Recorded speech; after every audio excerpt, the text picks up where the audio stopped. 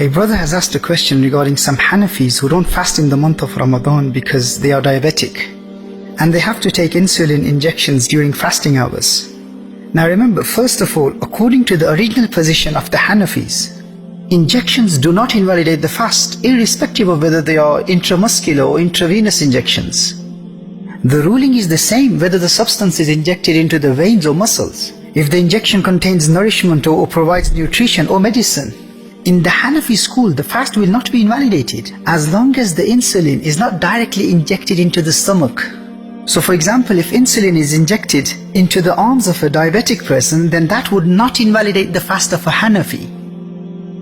So my advice to such Hanafis would be to follow the general majority position of the Hanafi school.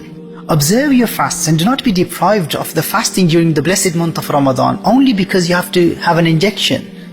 Remember, according to the hadith of Rasulullah sallallahu alaihi wasallam in Sunan Abi Dawood, Tirmizi and Sunan An-Nasa'i, whoever breaks his one fast during the month of Ramadan without a valid excuse, لَمْ يَقْضِهِ صَوْمُ الدَّهْرِ كُلِّهِ وَإِنْ صَامَهُ, he will never be able to attain the reward of that one fast, even if that person was to fast throughout his lifetime.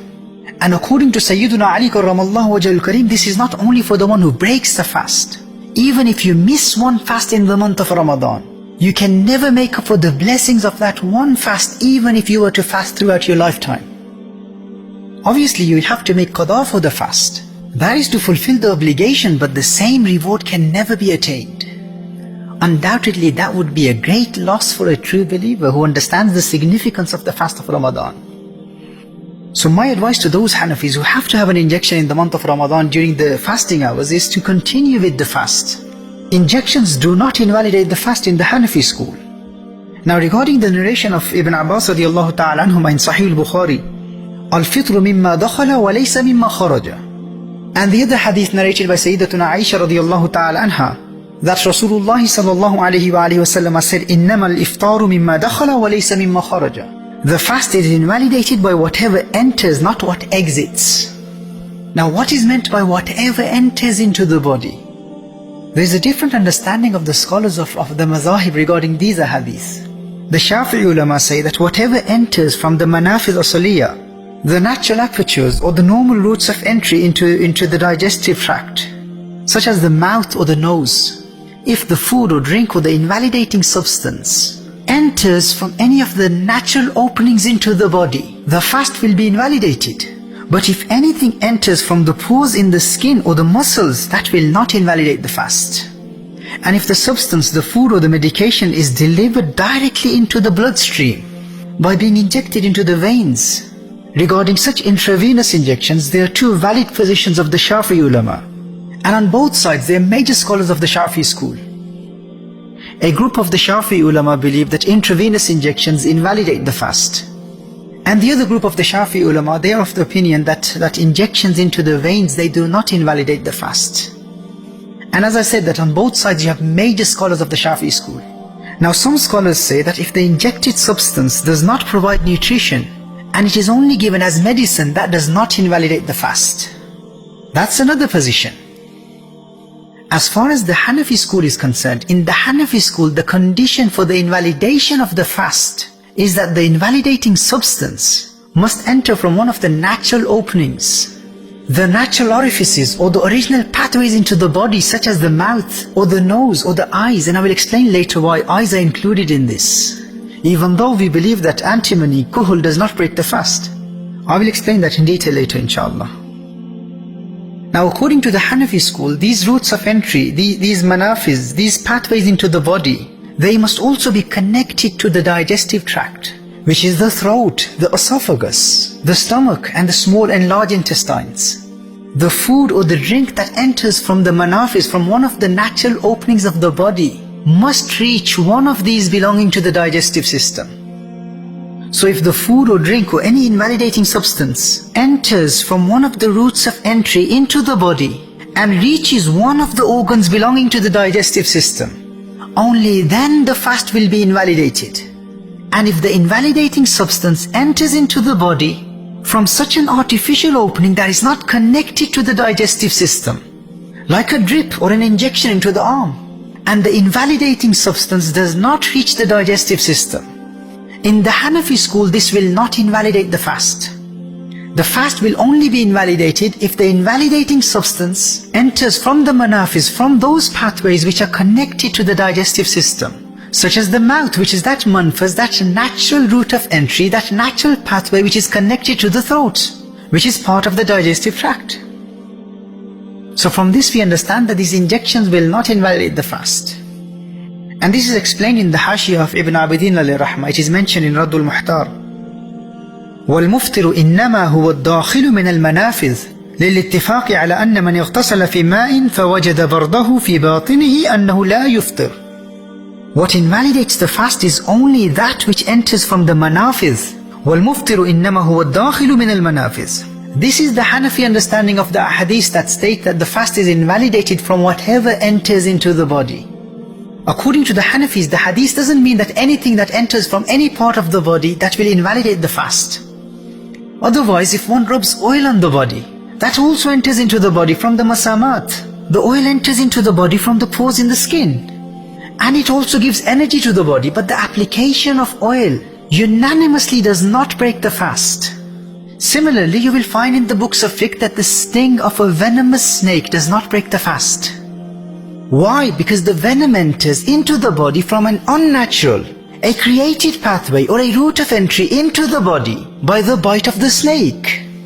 Whereas the fast is only invalidated when the invalidating substance enters from one of the manafiz and reaches the organs belonging to the digestive system. So this is why, according to the principles of the Hanafi school, such injections in the arm or in the legs or the thighs or muscles or even in the veins, they do not invalidate the fast.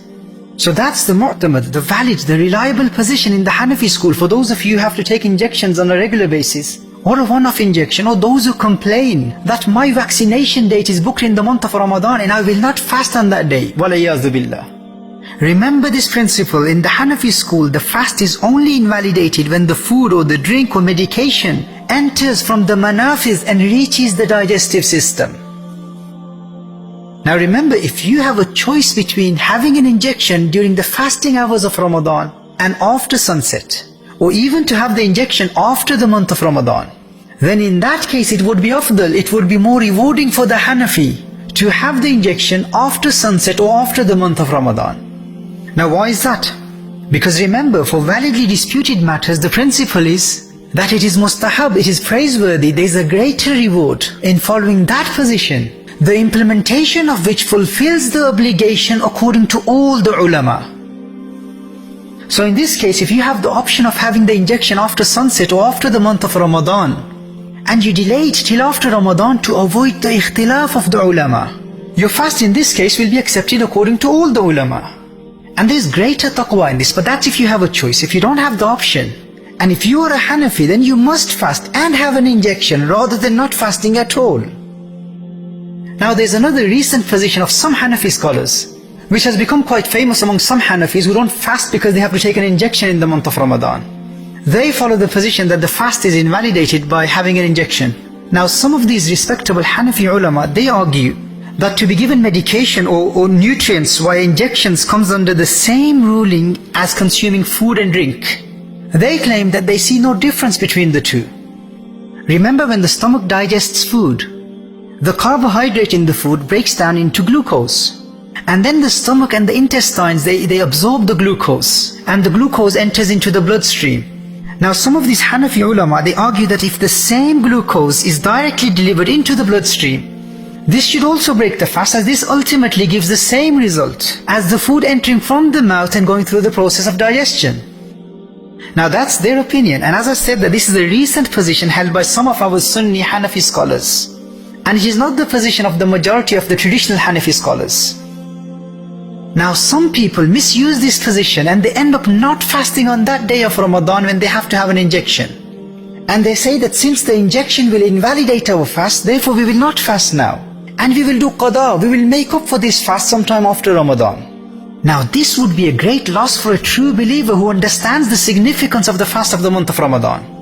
Remember, I want to make one point very clear. Obviously, we will never permit people to take an injection or a drip for nourishment or just to gain some energy. That defeats the purpose of Sawm.